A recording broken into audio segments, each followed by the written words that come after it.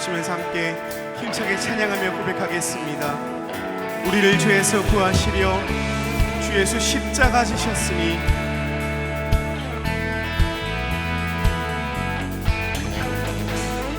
우리를 죄에서 구하시려 주 예수 십자가 지셨으니 기쁘게 부르세 할렐루야 나 구원 얻었네. 한 번 더 우리를 죄에서 구하시려 주 예수 십자가 지셨으니 기쁘게 부르세 할렐루야 나 구원 얻었네.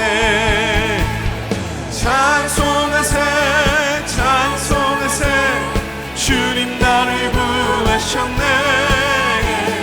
찬송하세 찬송하세 주님 나를 구하셨네. 찬송하세 찬송하세 주가 구원하셨네. 찬송하세 찬송하세 찬송하세 주님 나를 구하셨네. 찬송하세 찬송하세 주가 구원하셨네. 아멘. 인생은 선택입니다. 오늘 우리가 어떤 선택을 하는지에 따라 우리의 인생의 방향과 운명이 결정됩니다. 저는 오늘 여러분에게 일생일대의 가장 중요한 선택에 대해서 말씀드리고자 합니다. 우리의 삶의 가장 중요한 선택은 왕이신 예수님을 나의 삶의 주인으로 모셔드리는 것입니다. 우리가 지난 시간을 통해서 함께 살펴본 바와 같이 복음의 본질은 하나님의 나라입니다. 하나님의 통치하심, 하나님이 다스리심이 이루어지는 그곳에 참된 생명이, 참된 기쁨이, 참된 평강이, 그리고 참된 구원이 임하기 때문입니다. 그렇다면 우리의 삶에 하나님의 나라가 어떻게 이루어질까요? 하나님이신 예수님을 나의 삶의 주인으로 모셔드려 예수님께서 통치하실 때 비로소 하나님의 나라가 우리의 삶에 회복됩니다. 저는 우리 지구촌교회 모든 분들이 단 한 명의 예외도 없이 예수님을 온전히 믿어 하나님의 나라를 누리면서 살아가기를 간절히 기도합니다. 오늘 우리 모두는 선택의 기로에 서 있습니다. 여러분은 오늘 어떤 선택을 하시겠습니까? 다만 최종 선택을 하기 전에 우리가 반드시 먼저 해야 하는 일이 있다고 예수님께서는 말씀하셨습니다. 그것이 무엇입니까? 대가를 헤아려 보라고 예수님께서는 말씀하셨죠. 그러면 예수님께서 우리에게 요구하시는 그 대가는 과연 무엇입니까? 예수님은 우리에게 전부를 요구하십니다.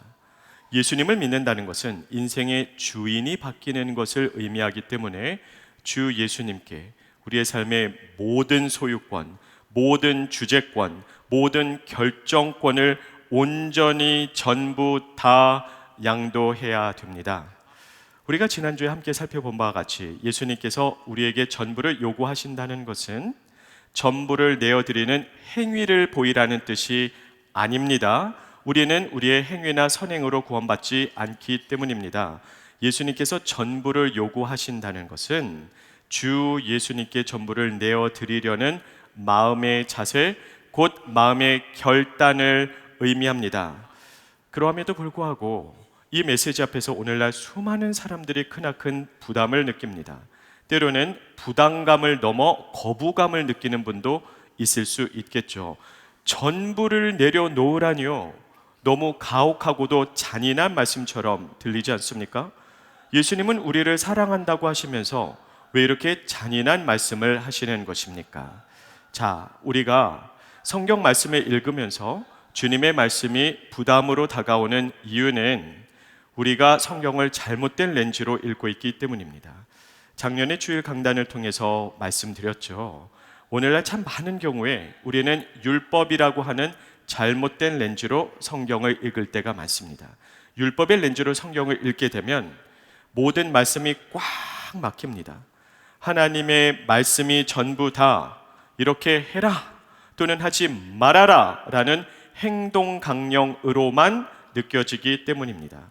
그래서 전부를 요구하신다는 예수님의 말씀 또한 굉장히 무거운 짐으로 밖에는 느껴지지 않습니다. 그러니 부담이 될 수밖에는 없겠죠. 그래서 뭐라고 말씀드렸습니까? 성경은 율법의 렌즈가 아닌 어떤 렌즈로 읽어야 되나요? 관계의 렌즈로 읽어야 됩니다. 우리가 하나님 말씀을 관계의 렌즈로 읽으면 예전에는 부담으로 다가왔던 말씀이 감동으로 느껴집니다. 하나님의 마음이 보이기 시작하고 하나님이 왜 그 말씀을 하셨는지 하나님의 마음을 헤아릴 수 있게 되기 때문입니다. 그래서 오늘 이 아침에 우리는 전부를 요구하시는 예수님의 마음을 함께 헤아려 보기를 원합니다. 그리고 예수님께서 인도하시는 이 생명의 길, 이 제자의 길을 우리 모두가 함께 갈 수 있게 되기를 주님의 이름으로 축복합니다. 자, 그렇다면 예수님께서 우리에게 전부를 요구하시는 그 첫 번째 이유는 과연 무엇일까요? 우리 화면을 통해서 다 같이 한 목소리로 읽겠습니다. 진정한 생명을 주시기 위해서입니다. 마태복음 16장 24절에 보면 예수님께서는 다음과 같이 말씀하십니다. 누구든지 나를 따라오려거든 자기를 부인하고 자기 십자가를 지고 나를 따를 것이니라. 예수님을 따르기 위해서 우리가 반드시 치러야 되는 대가가 있는데 그 대가가 십자가라는 것입니다. 자, 그렇다면 십자가가 의미하는 바가 과연 무엇일까요? 십자가의 가장 근본적이고도 본질적인 의미는 죽음입니다. 그러므로 예수님께서 우리에게 나를 따르라 또는 십자가를 지라라고 말씀하셨을 때는 독일의 저명한 신학자인 본 회포의 말처럼 와서 죽으라고 명령하신 것입니다. 예수님은 우리에게 전부를 요구하시는데 그 전부에는 우리의 목숨도 포함되어져 있다는 것이죠. 이건 너무 잔인하지 않나요? 예수님께서는 우리를 사랑하신다고 말씀하시면서 왜 우리에게 와서 죽으라고 하시는 겁니까? 너무나 가혹하고 잔인한 말씀처럼 느껴집니다. 우리가 율법의 렌즈로 성경을 읽고 있기 때문이죠. 그렇다면 관계의 렌즈로 이 말씀을 재조명해 보시기를 바랍니다. 예수님은 왜 우리에게 와서 죽으라고 명령하셨던 것일까요? 예수님과 함께 죽어야 예수님과 함께 다시 살아나 주님 주시는 참 생명을 누리면서 살아갈 수 있기 때문입니다. 예수님께서는 우리를 너무나 사랑하사 진정한 생명을 주시기 위해 먼저 와서 죽으라고 명령하신 것입니다. 자, 이러한 하나님의 마음을 헤아리고도 우리의 마음속에는 아직 한 가지 질문이 남아있죠. 그 질문은 다음과 같습니다. 예수님, 참 생명을 얻기 위해서 꼭 죽어야만 합니까? 지금 저를 좀 고쳐 쓰시면 안 되시겠습니까? 저의 삶에 더러운 부분이 있다면 씻어내 주세요. 망가진 부분이 있다면 복구해 주세요. 그래서 저를 좀 고쳐 쓰시면 안 되겠습니까? 왜 참 생명을 얻기 위해서 우리가 반드시 죽어야만 하는 것입니까? 자, 지금 이 시간 하나님의 마음을 헤아리기 위해서 다음의 상황을 한번 상상해 보시기를 바랍니다. 여러분께서는 지난 수십 년 동안 정말 열심히 일해서 영혼을 갈아 넣어서 드디어 서울 한복판에 여러분의 집을 장만하셨습니다. 바로 이 집입니다. 정말 크고 멋지지 않습니까? 이 집을 바라만 봐도 마음이 흐뭇해집니다. 자, 그러다 어느 날 직장에서 여러분이 열심히 일을 하고 있고 자녀들만 집에 있는데 그만 그 집에서 불이 났습니다. 다행히도 자녀들이 황급히 피신했기 때문에 인명피해는 없었으나 여러분이 집으로 달려와 보니 여러분의 그 아름다운 집이 이렇게 되어버렸습니다. 총체적인 난국입니다. 온 집안이 완전히 전소되어 버렸기 때문에 그 골격까지 무너져 내렸습니다. 자, 이제 어떻게 하면 좋겠습니까? 참으로 다행히도 여러분에게는 억만장자인 부모님이 계십니다. 여러분이 독립심이 너무나 강했기 때문에 부모님에게 손을 벌리지 않고 여러분의 힘과 노력으로 집을 장만한 것이었으나 자, 이제는 부모님의 도움이 절실히 필요합니다. 감사하게도 부모님이 도와주시겠다고 한 걸음에 달려와 주셨습니다. 그 부모님이 이제 불타 없어진 집을 천천히 바라보십니다. 여러분도 한번 다시 보시겠습니까? 자, 이 집을 바라보면서 부모님은 과연 뭐라고 말씀하실까요? 딱 한마디 하시겠죠. 야, 전부 때려 부숴라! 너무 이상하지 않나요? 아니, 부모님은 나를 사랑하신다고 하면서 왜 이렇게 잔인하고 가혹한 말씀을 하시는 것입니까? 부모님은 내가 이 집을 장만하기 위해서 얼마나 열심히 일했는지, 그래서 이 집에 대한 나의 애착심이 얼마나 큰지 잘 알고 계시면서도 왜 전부를 때려 부숴버리라는 잔인한 말씀을 하시는 것일까요? 이유는 분명합니다. 현 상태는 총체적인 난국이기 때문입니다. 건질 것이 없어요. 이 집은 전소되어 버렸기 때문에 고쳐 쓸 수 있는 것이 아닙니다.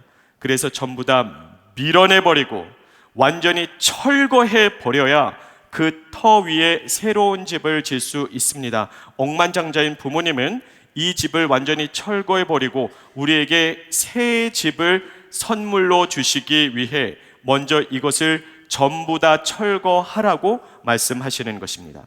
바로 이것이 오늘 우리에게 전해주시는 복음의 메시지입니다. 예수님을 만나기 전에 우리의 상태가 어떠했을까요? 총체적인 난국입니다. 우리는 총체적으로 타락했기 때문입니다. 의인은 없나니 하나도 없고 모두가 치우쳐서 무익하게 됐다는 것이 인간에 대한 성경의 최종 판결입니다. 우리 안에 건질 것이 아무것도 없다는 겁니다. 더 이상 고쳐 쓸 수 있는 상태가 아닙니다. 그래서 그 옛사람은 죽고 이제는 그리스도 예수 안에서 다시 태어나야 참된 생명이 주어진다는 것이죠. 그래서 요한복음 3장에 보면 니고데모가 예수님을 찾아와서 영생에 대해서 물을 때 주님께서는 뭐라고 말씀하셨습니까? 요한복음 3장 3절에 보면 주님께서는 다음과 같이 말씀하십니다. 사람이 거듭나지 않고서는 하나님의 나라를 볼 수 없느니라. 하나님의 나라를 보고 하나님 나라의 백성이 되기 위해, 즉 구원받기 위해서 우리는 반드시 거듭나야 된다는 겁니다. 거듭난다는 것이 무엇을 의미하죠? 다시 태어난다는 것이죠. 옛사람은 총체적으로 타락했기 때문에 이제 죽고 그리스도 예수 안에서 다시 태어나야 새 생명이 주어진다는 겁니다. 이러한 복음의 메시지를 가장 간단 명료하게 우리에게 가르쳐 주는 것이 고린도후서 5장 17절의 말씀입니다. 우리 화면을 통해서 다 같이 한 목소리로 읽겠습니다. 그런즉 누구든지 그리스도 안에 있으면 새로운 피조물이라. 이전 것은 지나갔으니 보라 새 것이 되었도다. 예수님은 우리를 고쳐 쓰시지 않습니다. 예수님은 우리를 더 좋은 사람 되게 하시지 않습니다. 예수님은 우리를 더 좋은 사람이 아니라 새로운 사람 되게 하십니다. 옛사람은 죽고 그리스도 예수 안에서 다시 살아 참 생명을 누리면서 살아가게 하신다는 것이죠. 이러한 복음의 진리를 로마서 6장 4절과 5절에서 사도 바울은 우리에게 다음과 같이 명쾌하게 설명해 줍니다. 우리 화면을 통해서 다 같이 한 목소리로 읽겠습니다. 그러므로 우리가 그의 죽으심과 합하여 침례를 받음으로 그와 함께 장사되었나니 이는 아버지의 영광으로 말미암아 그리스도를 죽은 자 가운데서 살리심과 같이 우리로 또한 새 생명 가운데서 행하게 하려 함이라. 만일 우리가 그의 죽으심과 같은 모양으로 연합한 자가 되었으면 또한 그의 부활과 같은 모양으로 연합한 자도 되리라. 이와 같이 우리는 그리스도와 함께 죽고 그리스도와 함께 다시 부활 생명을 누리게 하셨다는 것입니다. 누가 부활 생명을 누리면서 살아갈 수 있을까요? 그 전에 반드시 통과해야 되는 관문이 있는데 그 관문의 이름이 죽음이라는 겁니다. 오직 죽은 자만이 부활 생명을 그리고 부활 영광을 누리면서 살아갈 수 있기 때문입니다. 그래서 예수님께서는 먼저 와서 죽으라고 말씀하시는 것이죠. 오늘도 주님께서는 우리에게 전부를 요구하십니다. 그래야 우리에게 참 생명을 주실 수 있기 때문입니다. 예수님께서 우리에게 전부를 요구하시는 그 두 번째 이유는 과연 무엇일까요? 우리 화면을 통해서 다 같이 한 목소리로 읽겠습니다. 진정한 보화를 주시기 위해서입니다. 마가복음 10장에 보면 어느 날 한 부자 청년이 예수님께 와서 묻습니다. 선생님이요, 어떻게 해야 제가 영생을 얻을 수 있겠습니까? 예수님께서는 처음에는 구약의 율법에 대해서 말씀하셨습니다. 근데 참으로 놀랍게도 이 청년은 그 모든 율법을 어려서부터 다 지켰다는 겁니다. 참 기특한 청년이죠. 근데 정작 예수님께서는 그를 향하여 무엇이라고 말씀을 하시죠? 마가복음 10장 21절 말씀, 우리 화면을 통해서 다 같이 한 목소리로 읽겠습니다. 예수께서 그를 보시고 사랑하사 이르시되 내게 아직도 한 가지 부족한 것이 있으니 가서 내게 있는 것을 다 팔아 가난한 자들에게 주라. 그리하면 하늘에서 보화가 내게 있으리라. 이건 해도 너무한 것 아닌가요? 아니, 어려서부터 철저하게 준법 정신으로 살았다는 이 기특한 청년에게 칭찬을 해주지는 못할지언정 예수님께서는 너무 극단적인 요구를 말씀하십니다. 가기에 전 재산을 팔아 가난한 자에게 나눠주고 와서 예수님을 따르라는 것이죠. 황당하지 않습니까?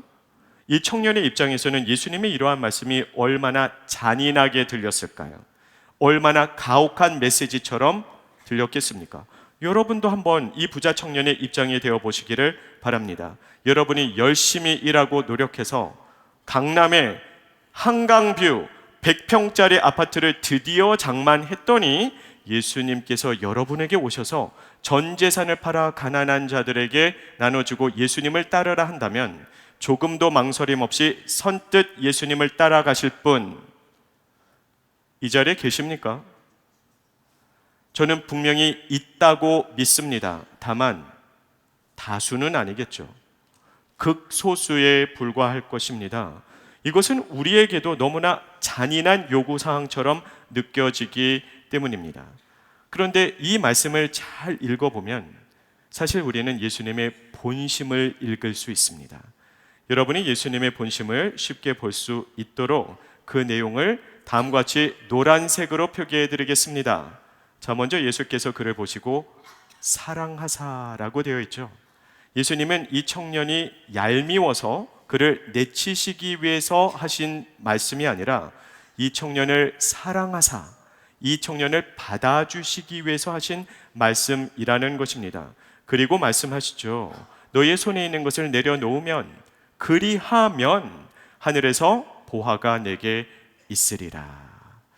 다른 말로 하자면 그 청년이 너무나 소중히 여겨서 꽉 붙들고 있는 이 세상의 돈과 재물을 내려놓으면 그거와는 비교도 할 수 없을 만큼 훨씬 더 값진 하늘의 보화를 주시겠다는 것입니다. 한마디로 예수님은 훨씬 더 좋은 것을 주시기 위해 우리의 손에 들고 있는 것을 전부 다 내려놓으라고 명령하시는 것이죠. 마치 알사탕을 꽉 쥐고 있는 어린이에게 그 알사탕을 내려놓으면 다이아몬드를 주겠다고 하는 것과 마찬가지입니다.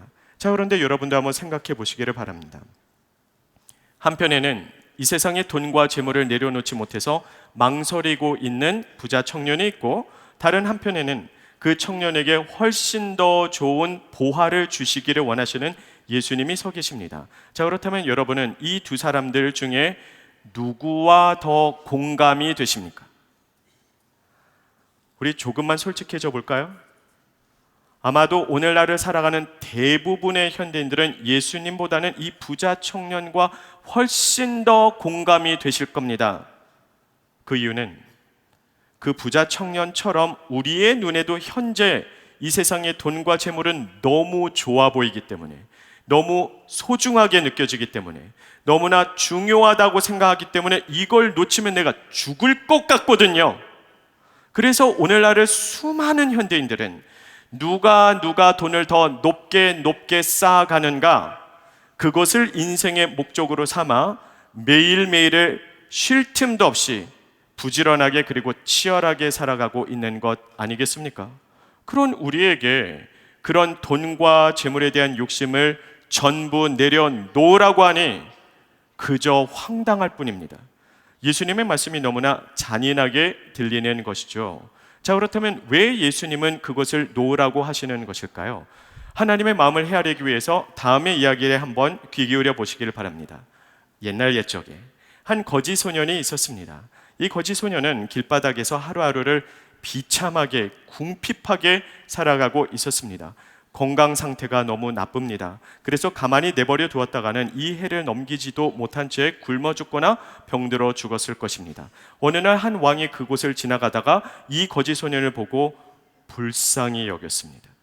너무나 긍휼히 여겨서 한 가지 중요한 결심을 합니다. 내가 이 거지 소년을 나의 양자로 삼으리라. 거지 소년을 아들로 받아주겠다는 겁니다. 그래서 이 왕이 이 거지 소년에게 가서 이렇게 말을 합니다. 얘야, 내가 너를 나의 아들로 삼을 거야. 그러니 나를 따라오거라. 아빠와 함께 이제 궁전으로 가자. 세상에 이것만큼 더 기쁜 소식이 있을 수 있을까요? 거지 소년에게 있어서 일생일 때 가장 좋은 소식이요 복된 소식일 것입니다. 그런데 어찌된 영문인지 이 거지 소년은 머뭇거립니다. 그리고 자기가 그동안 모아두었던 여러 가지 생필품들을 주섬주섬 챙기기 시작합니다. 아무리 노숙자라 해도 그냥 빈손으로 살아가는 것은 아닙니다.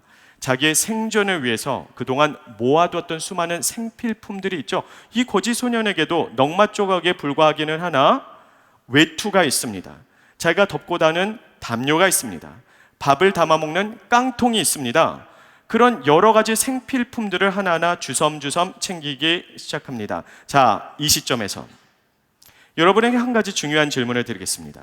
자, 이 거지 소년은 자기가 그동안 모아뒀던 그 모든 물건들 중에 무엇을 궁전으로 가져가고 무엇은 버려야 할까요? 제 질문이 너무 어려운 건 아니죠? 다시 한번 묻겠습니다. 무엇은 궁전으로 가져가고 무엇은 버려야 될까요? 전부 다 버려야 됩니다. 그 이유가 무엇입니까? 왜냐하면 그에게 있어서 그 물건이 소중하게 느껴질지는 모르겠지만 사실은 그 모든 것은 쓰레기 더미에 불과하기 때문입니다.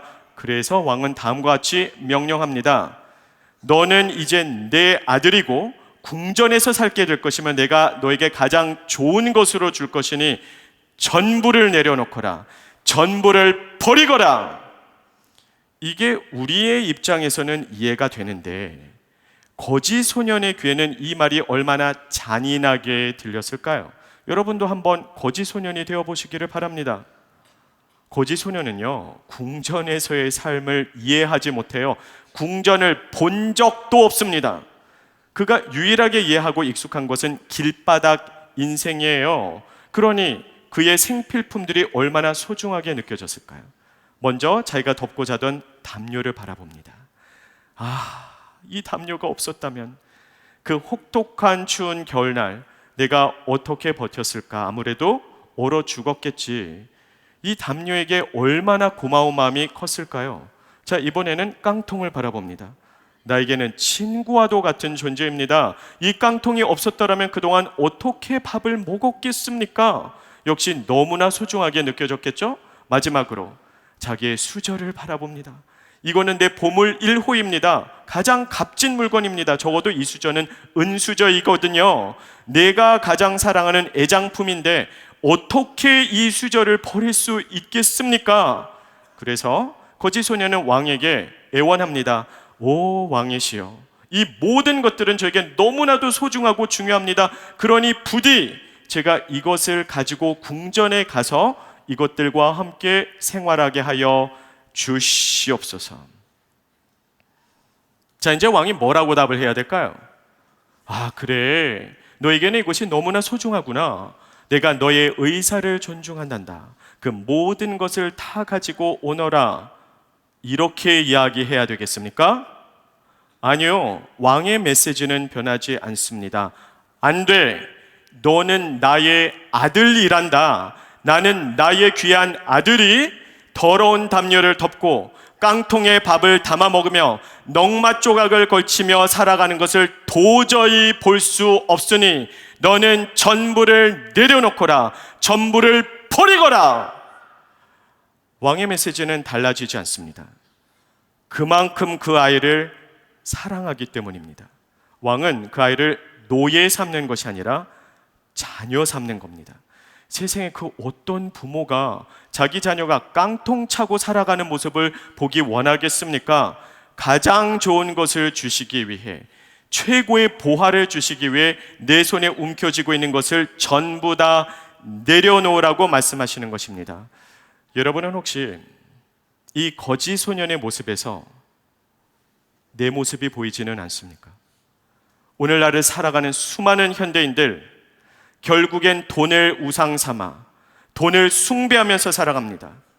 다 놓아도 이 돈만큼은 놓지 못하겠노라고 오늘도 예수님께서 말씀하신 그 제자의 길을 가지 못하는 이유가 혹시 우리가 우상으로 숭배하고 있는 돈이나 재물은 아니겠습니까?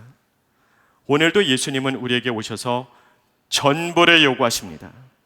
우리를 그만큼 사랑하사 우리에게 진정한 보화를 주시기 위함입니다. 마지막 세 번째로 예수님께서 우리에게 전부를 요구하시는 이유가 과연 무엇일까요? 우리 화면을 통해서 다 같이 한 목소리로 읽겠습니다. 진정한 사랑을 주시기 위해서입니다. 마태복음 22장에 보면 어느 날 한 율법사가 예수님께로 나와 다음과 같이 묻습니다. 선생님, 모든 율법들 중에서 가장 큰 계명이 무엇입니까? 예수님께서 뭐라고 답을 하시죠? 마태복음 22장 37절 말씀, 우리 화면을 통해서 다 같이 한 목소리로 읽겠습니다. 예수께서 이르시되 내 마음을 다하고 목숨을 다하고 뜻을 다하여 주 너의 하나님을 사랑하라 하셨으니, 예수님은 무슨 말씀을 하시든 하여튼 과격하게 극단적으로 표현을 하십니다. 아니, 우리에게 말씀하실 때 너희는 최선을 다해서 하나님을 많이 사랑하도록 노력하거라 라고 하셨다면 얼마나 좋겠습니까? 이제 숨통이 좀 탁 트이지 않습니까? 아, 주님, 제가 최선을 다해봤는데요, 전부를 드리지는 못했네요 라고 말할 수 있을 테니까요. 그런데 예수님은 단 한 번도 우리에게 최선을 다하라고 말씀하시지 않았습니다. 하나님을 사랑하되 어떻게 사랑하라고요? 주 너의 하나님을 마음을 다하고 목숨을 다하며 뜻을 다하여 사랑하라는 겁니다. 예수님은 타협하지 않으세요. 예수님은 전부를 요구하신다는 사실을 다시 한번 말씀하신 것입니다. 너무 잔인하지 않나요? 너무 가혹하게만 느껴집니다. 이 말씀을 율법의 렌즈로 보면 너무나 무거운 짐처럼 느껴져서 부담받게는 되지 않습니다. 우리가 잘 생각해 보면 이것은 너무나 과격하고 극단적인 내용이라 사실 그 누구에게도 요구하기 힘든 내용입니다. 자, 여러분도 다음의 상황을 한번 상상해 보시기를 바랍니다. 제가 옆집에 가서 문을 두드립니다. 옆집 분이 나오시겠죠? 제가 그분에게 오늘 예수님께서 우리에게 하신 말을 그대로 전한다고 한번 생각해 보세요. 제가 이렇게 말을 하는 겁니다. 아줌마는 이제부터 마음을 다하고 뜻을 다하고 목숨을 다해 저만 바라보고 저만 사랑하셔야 돼요. 아시겠죠? 자, 그 다음 순간 어떤 일이 벌어질까요? 딱이나 안 맞으면 다행이겠죠. 말이 안 되는 내용이에요. 그런데 저는 옆집 아줌마와는 깊은 친분이 없습니다. 그에 비해 상대적으로나마 더 친한 우리 지구촌 교회 권사님이라면 어떻겠습니까? 오늘 제가 예배를 마치고 한 권사님을 멈춰 세우고 이렇게 말하는 겁니다. 권사님, 이제부터 권사님은 마음을 다하고 뜻을 다하고 목숨을 다해 저만 바라보고 저만 사랑하셔야 돼요. 아시겠죠? 자, 그러면 그 다음 순간 어떤 일이 벌어질까요? 역시 딱이나 안 맞으면 다행이겠죠. 말이 되지 않기 때문입니다. 우리가 가만히 생각을 해보면 이러한 내용은 너무나 과격하고도 극단적인 내용이라 옆집 아줌마나 교회 권사님은 물론이요, 심지어는 부모님이나 저의 딸들에게도 요구할 수 없는 내용입니다.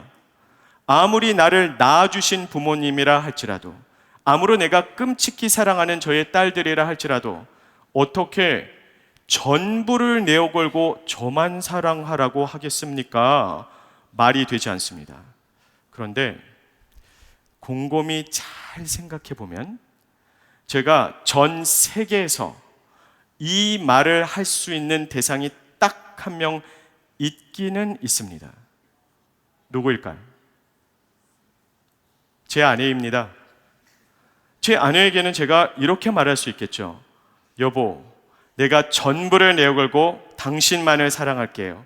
그러니 당신도 전부를 내어걸고 저만 바라보고 나만 사랑해 주세요. 이젠 말이 되죠? 왜 그럴까요? 부부는 언약의 관계이기 때문입니다. 부부는 처음부터 전부를 내어걸고 서로만을 바라보고 서로만을 사랑하기로 약속한 관계이기 때문입니다. 자, 그렇다면 율법의 렌즈가 아닌 관계의 렌즈로 오늘의 본문 말씀을 재조명해 보시기를 바랍니다. 예수님께서 우리에게 너희는 마음을 다하고 목숨을 다하고 뜻을 다하여 주 너의 하나님을 사랑하라 라고 말씀하셨을 때 의도하신 바가 과연 무엇일까요? 오늘 본문 말씀은 우리를 향한 하나님의 프로포즈입니다. 하나님이 우리에게 청혼하시는 겁니다. 나의 신부가 되어 달라는 것이죠. 왜냐하면 이 말씀은 오직 신랑이 신부에게만 할 수 있는 말씀이기 때문입니다. 예수님은 우리를 신부 삼아 주시기 위해서 이 말씀을 하신 것입니다. 그리고 실제로 성경에 보면 교회는 예수님의 신부요, 예수님은 우리의 신랑 되신다고 말씀하십니다. 구약 성경에도 그리고 신약 성경에도 하나님과 하나님 나라의 백성 사이의 그 관계는 언약 관계라고 말씀을 하십니다. 그래서 하나님은 우리를 신부 삼아 주시기 위해서 이 말씀을 하신 것이죠. 하나님의 마음을 헤아리면 부담으로만 다가왔던 이 말씀이 이제는 감동으로 다가오지 않습니까? 하나님은 우리를 노예 삼아 주신 것이 아니라 신부 삼아 주신 겁니다. 그만큼 추악한 죄인인 우리를 보배롭고 존귀하게 여겨 주셨기 때문입니다. 그래서 예수님께서는 우리에게 전부를 요구하시는 겁니다. 원래 참 사랑은, 진정한 사랑은 전부를 내어주고 독점하는 것이기 때문입니다. 자, 지금 이 자리에 계시는 모든 여성분들에게 질문을 드리겠습니다. 여러분의 결혼식 날로 한번 돌아가 보시기를 바랍니다. 결혼 서약을 하는 시간이 되는데 신랑이 여러분에게 이렇게 말을 하는 겁니다. 저는 이제후로 당신을 사랑하겠습니다. 내 마음 정성 다해 당신을 사랑할 텐데 1년에 딱 한 번만, 매년 딱 하루만 바람을 피겠습니다. 만일에 그랬다면 그래도 그 신랑과 결혼하실 분 그 자리에서 벌떡 한번 일어나 주시면 감사하겠습니다. 아무도 없어요? 아니, 잘 들어보세요. 1년 365일 동안 그 중에 364일은 여러분만 바라보고 여러분만 사랑할 것입니다. 다만 매년 그냥 1년에 딱 한 번만, 딱 하루만 옆집 춘자 씨와 함께 손도 잡고 영화도 구경하러 가고 딱 하루만 묻지마 여행을 다녀오겠다는 겁니다. 이틀도 아니고 딱 하루만, 매년 한 번씩만 바람을 피겠다는 겁니다. 근데 안 돼요? 1년에 한 번은 좀 너무 심한가요? 그러면 2년에 한 번이면 어떻겠습니까? 3년에 한 번, 5년에 한 번, 10년에 한 번. 안 돼요? 안 됩니다. 왜냐하면 부부 사이는 전부를 내어주는 사이이기 때문입니다. 부분적인 헌신이 용납되지 않아요. 그것이 10년에 한 번이라 할지라도 부부 사이는 총체적인 헌신을 요구합니다. 그래서 결혼식장에 들어가기 전에 그 대가를 헤아려 봐야 되는데 내가 이 여인에게 전부를 내어줄 것인가 그 결단을 하고 오라는 겁니다. 결혼식장에 들어서기도 전에 나는 앞으로 바람 피면서 살겠습니다 라는 마음을 갖고 있는 사람은 그 결혼식장에 들어올 자격이 없다는 겁니다. 그 결혼식장에 섰다면 내 신부를 위해서 전부를 내어줄 마음의 결단이 있어야 합니다. 결혼이란 신랑의 전부와 신부의 전부가 온전히 만나서 한 몸을 이루는 것이기 때문입니다. 그래서 처음부터 전부를 내어주리라는 마음의 결단이 있어야 된다는 것이죠. 그래서 예수님께서도 우리를 신부로 삼기 위해서 먼저 우리를 위해 전부를 내어주셨습니다. 예수님은 하늘의 영광의 보좌를 내려놓으셨습니다. 하나님이신 그분이 인간의 몸을 입고 이 땅에 오셨습니다. 그리고 가장 소외받는 사람들의 친구가 되어주셨습니다. 예수님께서는 이 땅에 오셔서 십자가를 향해 의연하게 뚜벅뚜벅 걸어가셨습니다. 내가 아직 죄인 되었을 때, 내가 아직 연약할 때, 내가 하나님과 원수 되었던 그때에 나같이 추악한 죄인을 살리시기 위해서 예수님께서는 가시면류관을 쓰셨습니다. 예수님은 채찍질을 당하셨습니다. 예수님은 십자가에서 자기의 목숨을 내려놓으셨습니다. 나를 위해서, 그리고 나를 대신하여서 마지막 피 한 방울까지 전부 다 쏘으셨습니다. 하나님이신 그분이 추악한 죄인인 나를 살리기 위해서 전부를 내려놓으셨으니 이제 제가 할 수 있는 말이 무엇이 있겠습니까? 그저 그 압도적인 사랑과 은혜 앞에 감격하고 감사할 뿐입니다. 이제 부활하신 주님께서는 우리에게 말씀하십니다. 내가 전부를 내어 걸고 너를 사랑하노라. 그러니 너도 전부를 다해서 나만 바라보고 나만 사랑하지 않겠니? 이것이 오늘 우리를 향한 하나님의 초청입니다.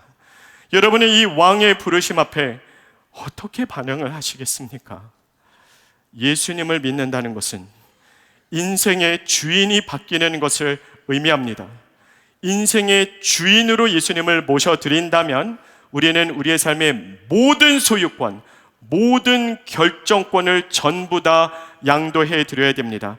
바로 이 대목에서 수많은 사람들이 오늘날도 크나큰 부담을 느끼고 결단의 자리에서 머뭇거리고 있습니다. 그런데 우리가 복음을 올바르게 이해한다면 전부를 내어드려야 된다는 이 메시지는 우리가 부담으로 받아야 되는 말씀이 아니라 기쁨과 감동으로 받아야 되는 메시지입니다. 예수님께서 우리에게 전부를 요구하시는 이유는 우리에게 참 생명을 주시기 위해서, 우리에게 참 보화를 주시기 위해서, 우리에게 진정한 사랑을 주시기 위해서이기 때문입니다.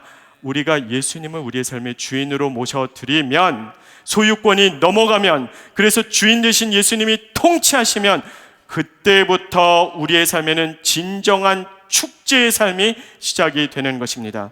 예수님께서 나의 주인이 되셔서 통치하시면 이제 나는 좁은 길을 걸으면서도 밤낮 기뻐할 수 있습니다. 예수님이 우리의 삶의 주인 되셔서 통치하시면 이제 우리는 사망의 음침한 계곡에서도 평강을 누리면서 살아갈 수 있습니다. 예수님이 우리의 주인 되셔서 통치하시면 우리는 삶의 그 어떤 어려움도 역경도 능히 뚫고 나갈 수 있습니다. 예수님이 우리의 삶의 주인 되셔서 통치하시면 우리는 세상의 그 어떤 고난과 환난과 핍박과 폭풍 가운데서도 춤추고 노래하면서 살아갈 수 있습니다. 그러므로 예수님의 주인 되심, 하나님의 통치하심에 대한 메시지는 우리가 부담이 아닌 기쁨과 감동으로 받아야 되는 일생일대의 가장 복된 소식입니다. 저는 여러분에게 묻고 싶습니다. 여러분의 인생의 주인은 누구입니까? 교회를 10년, 30년, 50년 넘게 다니면서도 무늬만 크리스천이요, 한 번도 주인이 바뀌지 않은 사람들은 수도 없이 많이 있습니다. 여러분 스스로에게 자문해 보시길 바랍니다. 전능하신 하나님이 정말로 살아계시다면 정말 그 하나님 경험하면서 살아보고 싶지 않으세요? 그 하나님의 통치하심 가운데 거하는 것이 얼마나 행복한지, 얼마나 영광스러운지를 한번 체험해 보고 싶지 않으신가요? 오늘 우리 모두는 선택의 기로에 서 있습니다.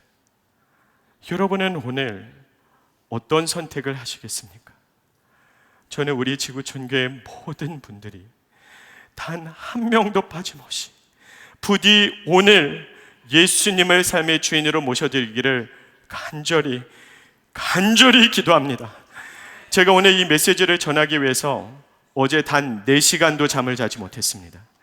부디 그 구원의 날이 오늘이 되기를 간절히 기도하고 또 기도했습니다. 오늘 예수님 영접하시기를 간절히 기도합니다. 우리가 예수님을 우리의 삶의 주인으로 모셔드려서 하나님의 통치하심 가운데 살아가는 것이 얼마나 행복한지를, 얼마나 신나는지를, 얼마나 능력 있는지를, 얼마나 영광스러운지를 체험하고 평생에 예수님 자랑하면서 살아가는 우리 지구촌 교회 모든 성도님들이 되시기를 예수님의 이름으로 축복합니다.